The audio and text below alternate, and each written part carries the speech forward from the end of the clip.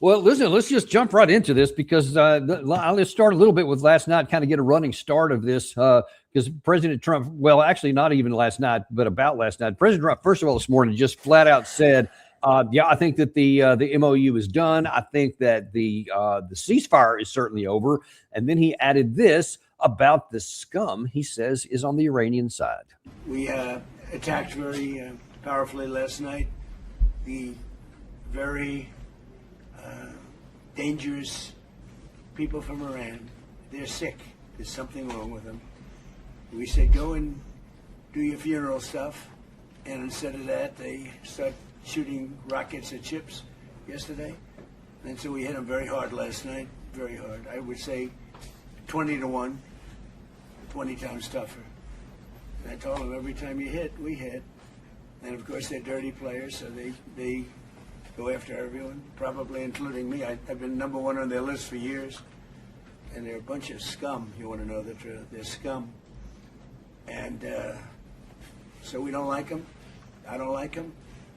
And they're evil people, and it's the denuclearization of Iran. Okay, let's just start out with the last part of it. You spend a lot of time in this part of the world, and you understand how a lot of the players think. When you have the president of the United States, at least on paper, allegedly in the middle of a negotiating period to try to have some sort of end of war negotiated terms that we can both live with, when he talks about how they're evil and they're scum and all this, where is there any possibility of having an outcome that's beneficial to our side? Well, my God, this, you know, the last time you heard talk like that was when you were like in sixth grade at the lunch table. I don't like that person. He doesn't get to sit with me.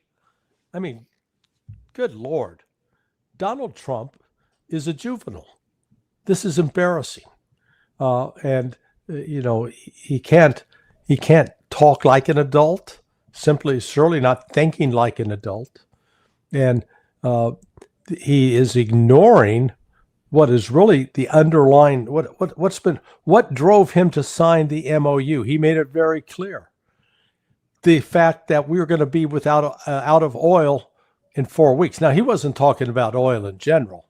What he didn't neglected to explain was that the United States is going to be in a crisis mode of we're not going to have enough of high sulfur oil to process through our refineries along the southern coast. And that oil is used to produce diesel and aviation fuel. And it's not, you don't produce both at the same time. It's you produce one or you produce the other.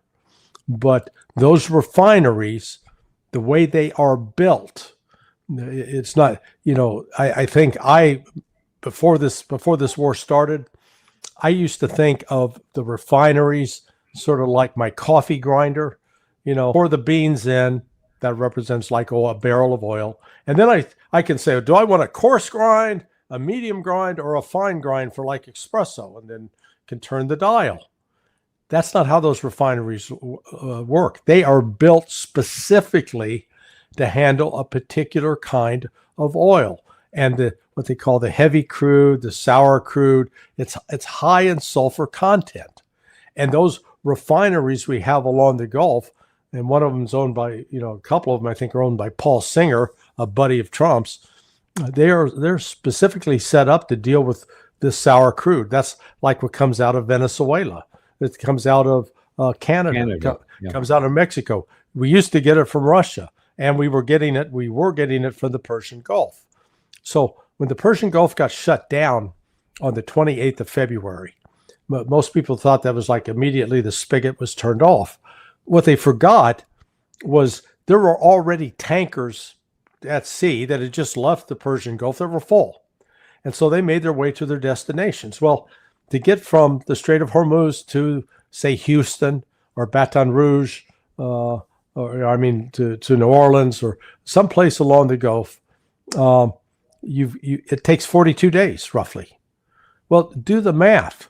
42 days from February 28th was what? About April 7th. Huh. What happened on that date? Was that a coincidence that it was then that Trump was pushing for the ceasefire with Iran and it ultimately was signed a week later? No, that's just a coincidence. Well, I don't believe in coincidence. What we know is that on March 11th, the Secretary of Energy Wright announced the United States was going to start drawing down from its petroleum reserve at a rate of 1.4 million barrels per day. And said, I think the number was, they had 178 million barrels of sour crude. Well, do the math on that. That's about 120 days. Guess when that date falls? July 11th. Go back 4 weeks, 5 weeks ago. Who said we're going to run out of oil in 4 weeks? Donald Trump. That's what's going on behind the scenes. That's what the media is not reporting. That's what the media is not explaining to people. And it's because they assume, like I did, that oil's oil. You just pour it in there and it comes out here with whatever product you want. No, the whole refining process is extremely complex. And so already we've been operating at a deficit, but we've masked that deficit by drawing off of the Strategic Petroleum Reserve. So that is what's driving this. And now here Trump blows it up now. He said the MOU's dead. And now he's insulting the Iranians. So you got to step back and say, why is Donald Trump now so mad at the Iranians? And I think, he admitted that last night Iran launched 111 anti-ship missiles at the U.S. fleet off, about 200 miles off the coast of Iran. I guarantee you, some U.S. ships were hit. Some U.S. ships were damaged. They weren't sunk, but they took damage and maybe even casualties. That's why he's reacting like a petulant child today. And there's no independent reporting on it yet, but Correct. The Iranians last night did report that they had taken them under fire. I haven't even seen from them say yet what they had, the Iranians, what they claimed they got or didn't get, only that they took them under fire. But you're thinking that maybe some of them got through? Yeah. Well, what else? Look, we had incidents 2 weeks ago where Iran hit ships that were trying to get through, that were violating the protocols established by Iran, that the United States eventually had signed off on. Let's be clear about that. And in both of those instances, the United States hit targets in like Bandar Abbas and Sirik and Kemsh Island, but Iran retaliated, hit the bases in Kuwait and Bahrain. And Trump didn't retaliate to this, and it didn't come out and start insulting. I think it's really important, particularly for the American people, to understand that paragraph 5 in the MOU stipulated that, and I'm quoting, the Islamic Republic of Iran will make arrangements using its best efforts for the safe passage of commercial vessels with no charge for 60 days only, and these vessels passing from the Persian Gulf to the Sea of Oman and vice versa. Notice in that statement, it did not say that the Islamic Republic of Iran and the Gulf countries and the United States or anybody else. It was strictly Iran that's going to make those arrangements. And what did Iran do? They published what are called the Persian Gulf Strait, set up the Persian Gulf Strait Authority and established protocols. Those protocols stipulated any ship wanting to pass through the Strait of Hormuz must come to our website, fill out the information, identify the name of the ship, the destination of the ship, the cargo of the ship, who are the crew members, what are their nationalities, etc. And all of this is Iran's way of imposing an embargo on Israel. And so, but the ships and in that protocols is stipulated that ships that do not comply will be met with force. Now, nowhere in the MOU did the United States say, well, if Iran strikes some ship, we're going to retaliate and attack Iran because that's a violation of the MOU. Doesn't say that. Not at all. U.S. had its chance to make that point. They didn't. So shut the hell up. Because this was the structure that was put in place. Iran's playing by that structure. It's the United States that's been violating that. And then when Iran enforces it, the United States pretends that it's some great outrage. And this is entirely preventable. Okay, and now the situation just got worse. I have some breaking news literally just minutes ago, but I'm going to set it up by playing a video. Gary, if you can play the one where President Trump said that this morning that, by the way, last night's strikes, that's not the end of it. More is coming. And so we hit them very hard last night. Very, very hard. Probably hit them hard again tonight. I'll give them a little warning. We're going to hit them hard tonight. But we'll see how it all works out. No, I'm not happy with them. You know. So he's saying, yeah, we may launch again tonight. In fact, he said he was going to. More on that in a minute with the Secretary of War, Pete Hegseth. But this just released by a Fars news agency. They say that a renewed U.S. attack with a change of nuclear doctrine will be met with a response. In the future confrontations, options such as withdrawing from the NPT, changing the nuclear doctrine, and closing the Bab el-Mandeb Strait along with the Strait of Hormuz will be under consideration. The bill to withdraw from the NPT is ready for review in Parliament. That is a major change. What do you make of that, Larry? Well, I go back to what Pepe Escobar and I reported now 5 weeks ago, that one of the things that also led the United States to accelerate, be willing to sign this MOU, was Iran. You know, we're going to, if you continue down this path of confrontation, we're going to demonstrate to you that we have the capability of producing a nuclear weapon. We will detonate. And we will do a demonstration to show you that we have that capability. There are many that have said that Iran has secretly had a nuclear weapon, but hasn't, is not wanted to use that, has kept it away. Again, viewing it as a violation of religion in terms of killing civilians. But Iran's they're dead serious now, and I've talked to several, we've got several, friends who are over in Iran right now. You've got Patrick Henningson's there, Jackson Hinkle's there, Max Blumenthal is there, another podcaster out of the UK I know, Suleiman Ahmed, Demetrius Lakaris, who comes out of Canada. But from what I've heard from several of them is that the Iranian people are calling for revenge against the United States. And for Americans, let's put it into an American context. Remember there's many people are not, very few alive today that can remember. But Pearl Harbor, December 7th, 1941, that ignited a flame, a fire amongst the American people that completely flipped a 45% who opposed the war in Europe, that all of a sudden we were going to destroy the Japanese imperial force as well as the Nazis. And this attack on the 28th of February, and now with the burial of the Ayatollah Khamenei, has done that exact same thing in Iran. The Iranian people are enraged that they have been unjustly, unfairly, and attacked by the United States, and they're not letting it go. And this is from Rick Sanchez reporting today, or at least he released this today.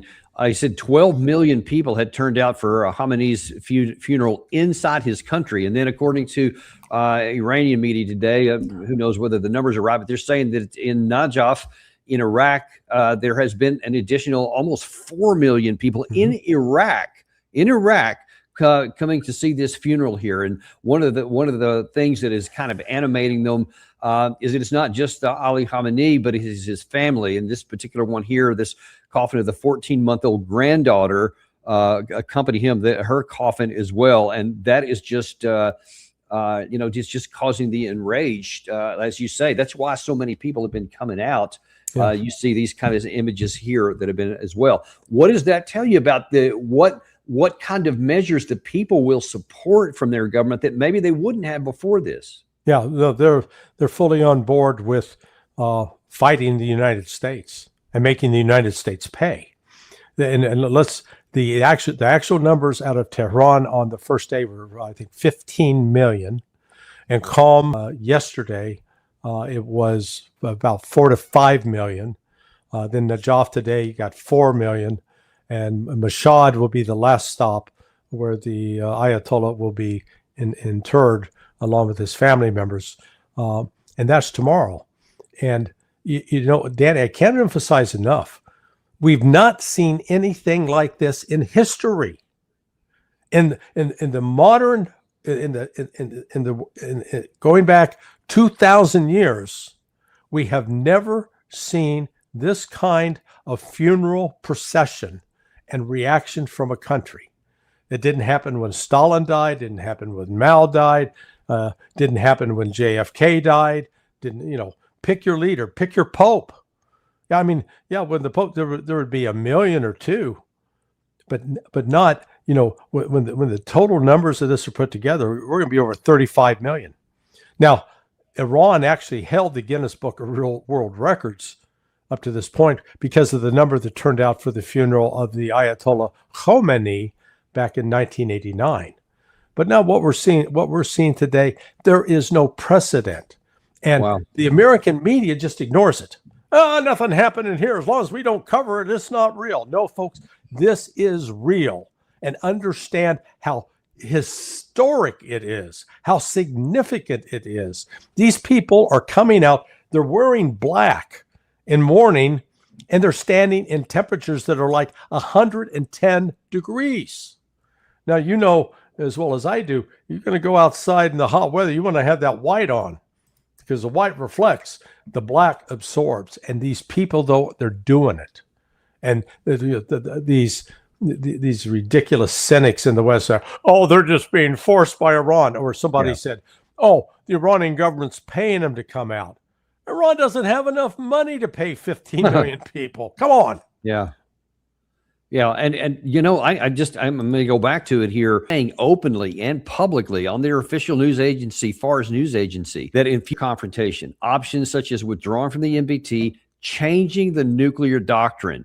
I mean, that is as much direct as saying, hey, we may now go on to having a nuclear weapon. This is one of the things you and I have been talking about probably for years, but certainly since even before this, that we could perversely push them into doing the very thing we claimed all these things like Midnight Hammer were supposed to be avoiding. And then if we can just say it, the closing the el-Mandeb Strait on top of the Hormuz, that's almost a nuclear option of its own. Can you tell us about what the consequences could be if Trump does strike tonight, and that is what the Iranians do? Just on those first two, forget about the NPT for the moment. Yeah, well, closing the Bab el-Mandeb will put further pressure on Saudi Arabia. It will leave the only outlet for Saudi oil would be to go up through the Suez Canal and out through the Mediterranean, which, the Europeans will be happy with that. That will at least give them access to some oil. But it doesn't rule out the fact that the Houthis may decide to target the one oil terminal that Saudi Arabia has there on the Red Sea. It's very vulnerable, Yeah, so I think, Iran has some options, because right now I've been tracking the oil coming out of the Persian Gulf. It looks like 95% of it's going to China, India, and other countries in Asia. So I think instead of a full blockade of the Strait of Hormuz, you're going to see Iran institute a blockade that there will be any ships owned by the West, let's say Greek ship owners, ships that are destined to go to the United States or Europe or any country that's allied with the United States against Iran, they will be prohibited from leaving.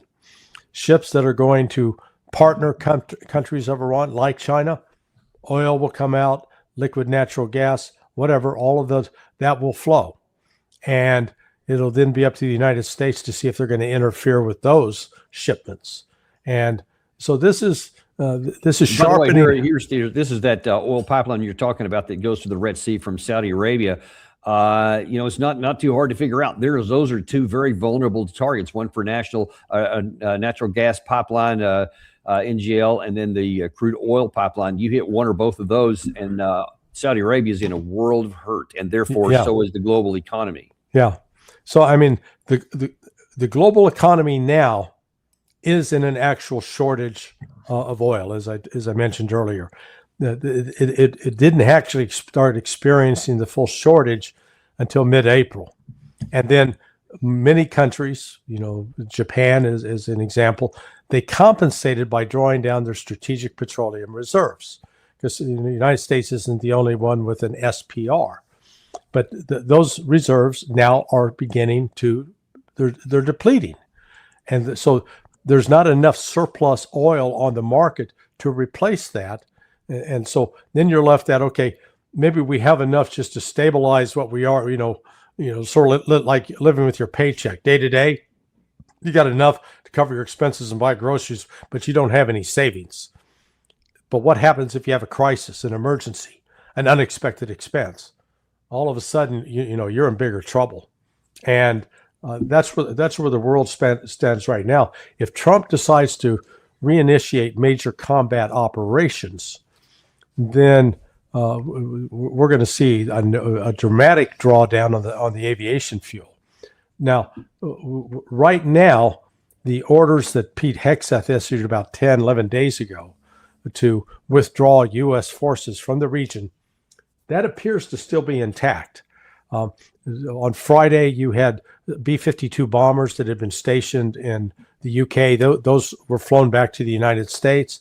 And as they left, F-15s that had been at Mawafik al-Salti Air Base in Jordan flew into England, again, on their way back to the United States.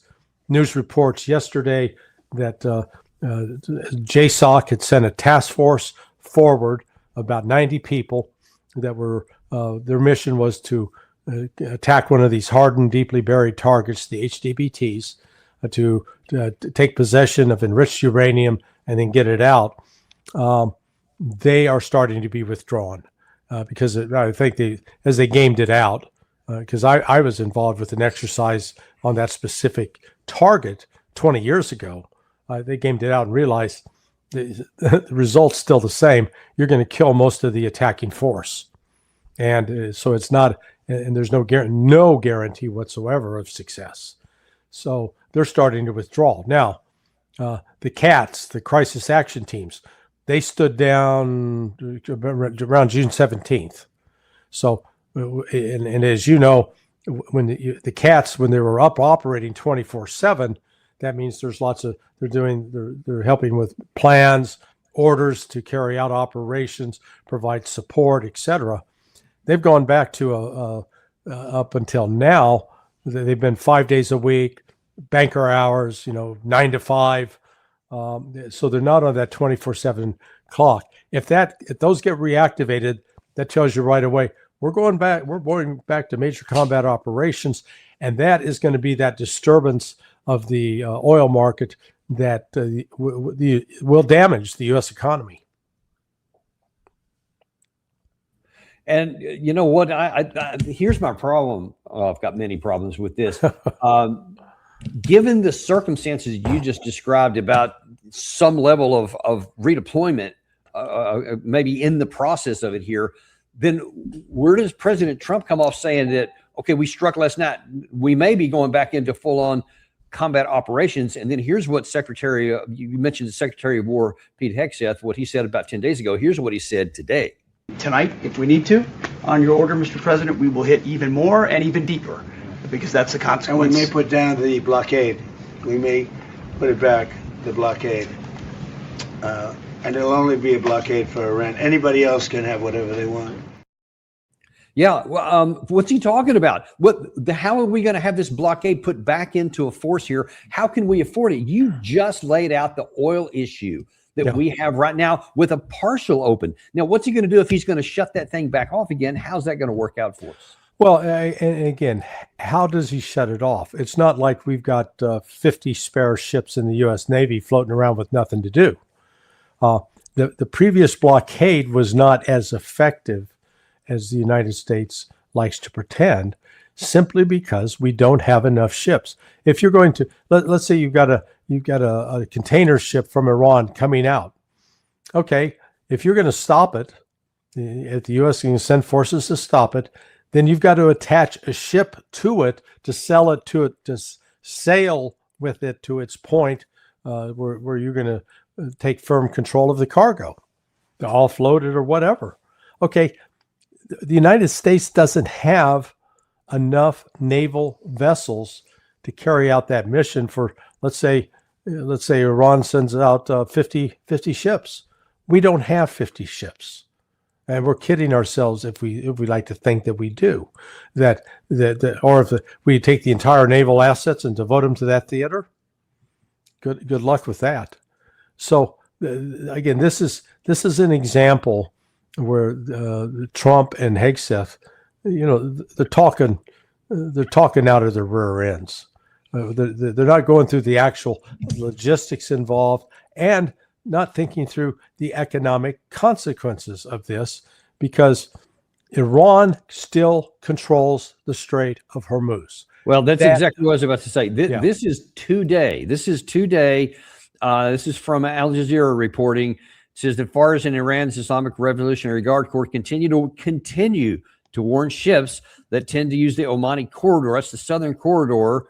Ordering them to use the Iranian one instead. That's the northern two. Fars said ship tracking showed all vessels that transited the Strait of Hormuz this morning traveled along the corridor approved by Iran. So people are still getting out on that. So this whole message that we were supposed to have sent last night with this 20-1 overstrike that the U.S. claims that it did, that President Trump specifically said that, it's going to show those darn Iranians they better, behave is the term we keep using, but they haven't behaved. They're still saying, they're still doing. They didn't even slow down.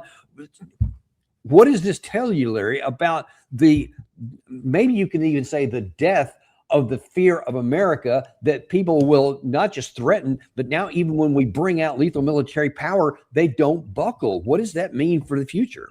Yeah. The United States has become an elderly Mike Tyson. Back when Mike Tyson was in his prime, there was no better fighter. He's ferocious. But he climbed back in the ring here this last year. And, he's a 60-year-old man. He's still very fit and could probably beat up the average person on the street. But he lost that boxing match. And the United States has discovered, I'm not sure we've discovered it yet, but it's being shown to us that our entire military doctrine and strategy is erected on a concept of a 20th century world. And what I mean by that is, hey, we got these aircraft carriers, we can project force, we put a carrier strike group together, who can stop us? Well, now Iran can, the Houthis can, because they have hypersonic missiles, or they have anti-ship missiles that we can't defend against. So all of a sudden, what was the ability to project that force, naval force, that was, easy to do in the 1980s and even the 1990s, you can't do it now. Our ability to assemble ground forces, as you recall from your own experience, we go back to 2003, that assembly of troops that was put together in Kuwait and Saudi Arabia in preparation for the invasion of Iraq. That took place over 11 months, 12 months. Troops assembled. There were a couple of Scud missile attacks, but nothing that really killed, nothing that inflicted any kind of serious damage, and it wasn't really a serious threat. Today, you try to assemble that size of force that close to Iran, they're going to be destroyed. They won't have one moment of peace.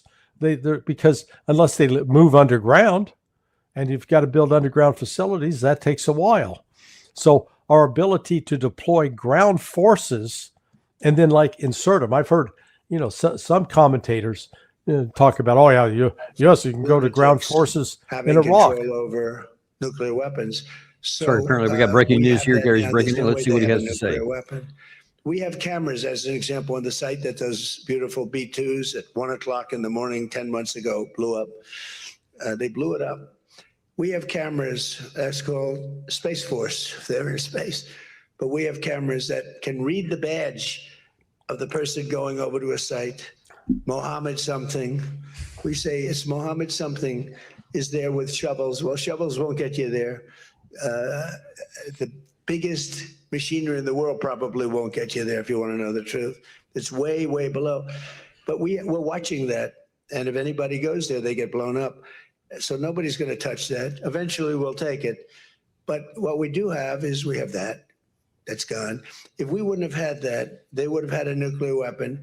and they would have wiped out Israel. If I weren't president, Israel wouldn't exist. And we did it 2 times. When the JCPOA, the Obama deal, when that was originally conceived, everything went to Iran. 1.7 billion in cash, hundreds of billions of dollars. They thought they could buy peace with these people. You can't do that. So the big thing we have is more important than anything we can talk about is you can't let lunatics have nuclear weapons. And we've stopped that. And that should have been stopped on a couple of other occasions too with different countries, but they didn't do that. Yeah, please.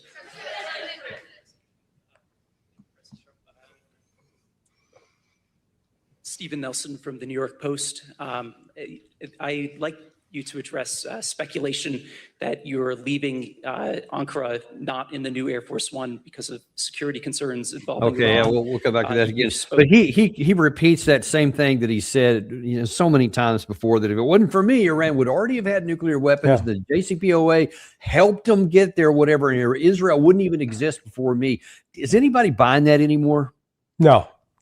I only the sycophants around Trump. But look, that the announcement you played earlier from Iran, I think what this means is Iran is going to say, okay, no, the only way we can fully defend ourselves from Western aggression, we're going to have a nuclear device. And that's, and I think that's going to reflect really sort of the will of the Iranian people. They are carrying flags calling for revenge. They want America to pay a price for this unjustified attack that killed not just the Ayatollah, but killed children. And again, this nonsense that you can kill your way to peace. You cannot. And the United States is not willing. Could the United States militarily defeat Iran? Yeah. At what cost? At a cost that would be at best a Pyrrhic victory, that we would lose, tens of thousands of soldiers, and Iran would be decimated, and and all that goes on the assumption that Russia, China, Pakistan will stay out of it. Whenever the United States increases this kind of military adventurism overseas, it becomes a rallying cry for many to further attacks on the United States. And then we act surprised that, why don't people like us? Well, because we're acting like a bunch of assholes is why. And Larry, I'm not convinced that even at a high price we could militarily defeat. I think if we tried, we would lose probably scores of thousands of tens of thousands of troops, and we still would. I think we would just die on the mountains. I don't think we would ever completely defeat them. I think that they would endure that, and we would lose if we even tried. But here's a couple of problems with that. Let me play another thing that President Trump said prior to this one here, because this again illustrates that I fear that he still does not recognize that there are limits to power, as he's talking about maybe like we're going to do, and we're going to take the oil at Carg Island. Look, we're not attacking at the highest level. The highest level of the bridges, which we can knock down. I would say in one day we knock down every single bridge in Iran. There's not a thing they can do about it. Their electric manufacturing facilities, right? Their electric plants where they make their electricity in there. We will, if we have to, we'll take them out. I don't want to do that, but if we have to, we'll take them out. They have desalinization plants. We'll take them out if we have to. I hate to do that. That's probably the one I would like not to do least.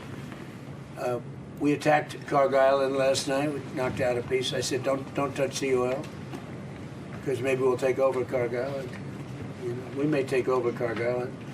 There's not a thing they can do about it. Really? There's not a thing they can do about it. See that. What are your concerns when you hear him talking, thinking he's going to do that? Probably better than most people, and certainly most that we even have on our channel here. You're kind of connected to the tip of the spear here, the people who would be executing the missions he's talking about. Is he, to pull something out of Tom Cruise's Top Gun, is he writing checks that our forces can't cash? No, absolutely. Look, Because right now, in particular, it's pizza oven hot in the Persian Gulf, and they're particularly on the Gulf itself. And so, if you know, how many troops will it take to secure Karg Island? Number one, come up with that number. Then you got to figure out how the hell do you get them there. You know, you're not going to transport them by boats because the boats could be hit with drones, with short-range ballistic missiles. So you got a problem with, number one, how you get the troops there, even if you say, well, we're going to fly them in. Okay, fly them in, what, a C-130? Have them jump? That's a maximum, I think, of 90 combat soldiers. You know, it takes a hell of a number of flights to get them in there, and those flights will be vulnerable to air defense from Iran. But let's see you get them on the ground. How do you keep them resupplied, especially with water? Because in that 120-degree temperature, I don't care how many damn push-ups you can do. I don't care if you're the best Navy SEAL in the world or the best Delta Force operator in the world. Those guys they need water. They're human beings. The body has to have the water. And so much less food, ammunition, continue to resupply in the face that you've got any kind of opposition on the ground, and then cover, because they're going to get rained on with drones and ballistic missiles. Now,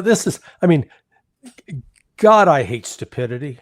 And Donald Trump's demonstrating a level of stupidity that's just shocking. And unfortunately, he's surrounded by people that are stupider than he is. Okay, I'm sorry, I have to interrupt right here to add to your concerns here, and there's a couple things I want to show you that are more disturbing to me than may meet the eye. Just on the surface of what you just said there's obviously a lot to take in there, but I want you to talk about the implications of this. So, for example, one of the questions, this is a short little clip here, President Trump was asked, are we going to put boots on the ground? And at first he kind of says no, but then he caveats it. There's no plans to go in, boots on the ground? Why would I go in now? I go in when they're completely either eliminated or whatever happened, or an agreement's made. So he's still thinking that, yeah, I mean, as soon as we get everything done that I want, then I'll send the boots in on the ground, and then we'll take care of the reprocessed material or whatever he's wanting. And at this same issue here, because these are connected, also at these conferences, he's saying that we want Greenland again, and we need it for our protection, not just the world. And he's driving people crazy. People are going, what are you talking about? I thought we got rid of that last year. And then out of nowhere, he's throwing back in. This is, to me, someone who is literally physically losing connection to reality. Yeah. He is the commander in chief. What concerns do you have? Well, no, it's exactly that. There's no one to put a check on him. You know, if Hegseth and Rubio, again, they're foolish even believing their own, if you will, their own press clippings. That they convince themselves Iran's a weakling. Now, in this interregnum we've had since the ceasefire went into effect, but he actually going back to April's really when the ceasefire came into effect. And now since the MOU, but doing so, we got May, June, middle of July. They continue to build ballistic missiles. They're more advanced missiles. They're able to, and those are protected underground. They've strengthened their air defense systems. So they've been prepared all along. I think they've recognized the likelihood that they'd be back to war with the United States is high. What the United States has failed to do is replace the systems. We can't build new Tomahawks because we don't have the 18 of the rare earth minerals. We can't build JASSMs. Again, rare earth minerals, lack thereof. Patriots, that process is stalled as well. Hell, we can't even put radars in the nose cones of the F-35s. Of the F-35s. It's crazy. So we've got a completely broken logistics system on the U.S. side in terms of being able to re-equip units with, what we were saying are critical essential weapons. And the only option for the United States in this is a negotiated settlement with Iran. And Iran, up to this point, has been willing to negotiate. I think that's dead now. I think Iran has now realized Trump is agreement incapable. That's what Lavrov has said about the United States. And I think Iran's coming around to the view, like the Russians, that, you can't make a deal with the United States. Well, you don't have to assume that. Here is Moshe Rezai, who is the senior military advisor to the supreme leader, who said this. مذاکرات شروع کرده ولی کاملا معلومه که این مذاکرات رو با شکست مواجه خواهد کرد. چند تا عامل هست که حالا من سر فرصت اینا توضیح خواهم داد در بحث‌های دیگه. پیش بینی من اینه که خود آمریکا همین امضایی رو که انجام داد. Subsequent to that, he also said this today on X through the Islamic Farsi news agency there. I said, if Trump does attack again, we are fully prepared. Recent actions of the enemy in the Strait of Hormuz, which are under the pretext of trade, are in fact used for military purposes. Those who oppose negotiations should be a little patient. He's talking this to the people at home, as they will see that America itself will violate the agreement. They seem, I think they have lost all confidence, and therefore, what does that mean for the Strait, for maybe the Bab el-Mandeb, for nuclear weapons? What does this mean, man? Well, it means Iran is now going to exercise full control. I think once they declare the MOU dead, they will begin immediately charging tolls on any ship coming out that's still headed for a friendly, let's call it a friendly port. They will prevent ships that are connected with the West, with the United States, with allies of the United States. They will not exit the Strait. They will not be allowed to carry essential items that frankly, the West needs. It's not just oil, liquid natural gas, sulfur, urea, and then the whole helium is a whole different category. I mean, previously, at least like 35% of the world's helium came out of the Persian Gulf. That's gone, and I learned, these things we keep learning from this war, that helium is extracted out of the liquid natural gas fields, and it requires a separate processing. But unlike oil, which you can store, you can put it in a storage tank and it'll keep. Helium is not like that, or it's got to have a very expensive refrigerated system that keeps it intact. But those are not gigantic storage tanks. So without the helium, you're not getting computer chips, or the computer chips are going way up in price. So that's creating an inflationary shock for the world. That's just from the price of the computer chips.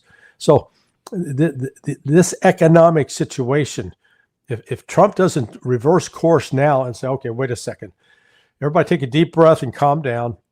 We're going to keep the MOU in place. We're going to fulfill what we promised to do, because Iran up to this point has fulfilled its promise. It has not given Hezbollah the green light to renew the attack. Hezbollah has basically been in a defensive mode ever since June 17th. If Iran says, okay, this thing is dead, Hezbollah is going to go back on the attack, and Israel is going to have its hands full. Yeah. And then you're talking about the whole region. It goes on fire at that point, and things get even worse for us. That's not the only problems that we have, though, because if it was just this one issue, we would have major red flag concerns, but it's not the only one. And there are, unfortunately, some more red flags I need to wave around with the Russia-Ukraine war. And so let me just pick up a couple of things here.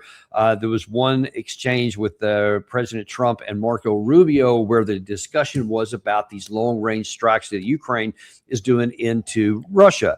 Now, what we're saying, and Volodymyr Zelensky is also going to be part of this here in a second, is that they're saying, hey, this is good stuff, man, because this is going to bring Russia finally to the negotiating table on terms we like. The ability of Ukraine to reach deep inside of Russia and conduct sure. strikes. I think that's one of the dynamics that's changed in this war over the last few months, and that is that the Russians are finding it more difficult to defend their own airspace. And what we hope that means is that it's going to create the space now to negotiate the end of this war. It's an escalation, but it's also an escalation that can help lead to an end. So President Trump openly says, yes, this stuff is an escalation of the war, but it'll have the effect on Moscow that it's going to bring them to their knees. What say you, Larry Johnson? Nobody reads history. I mean, this is having the exact opposite effect with the Russians. And we've seen it, we've seen it this week. There have been 3 consecutive nights of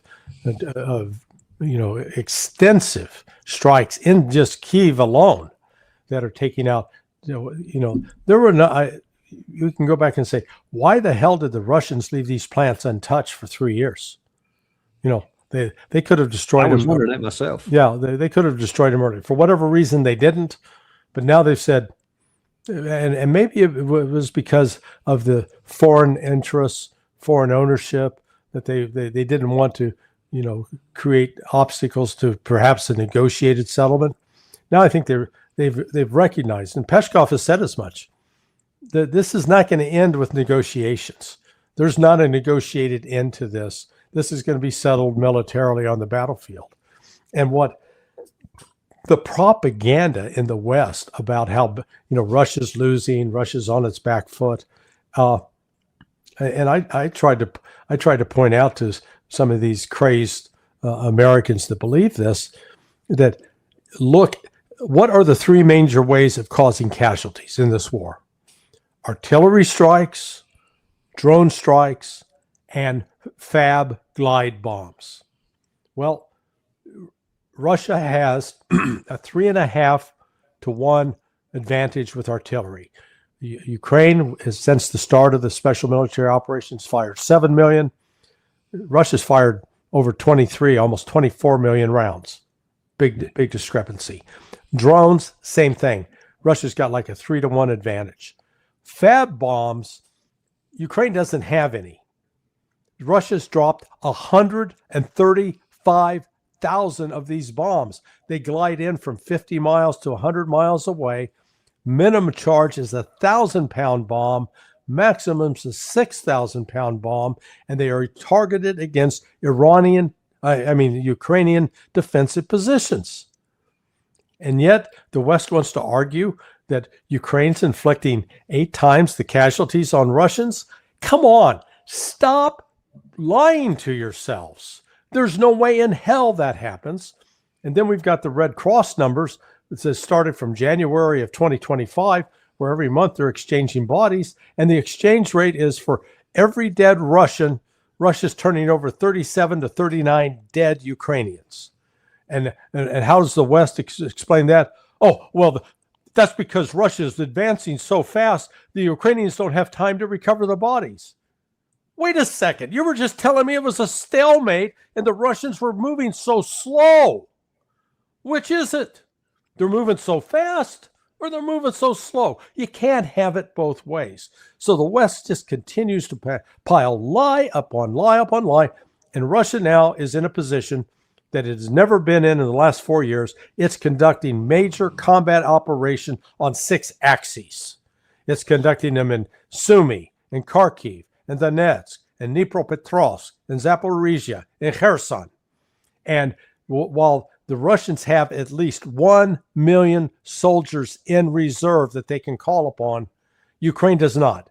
It's got 600,000 men, maybe, left in its army, and it does not have active reserves it can call on for reinforcements.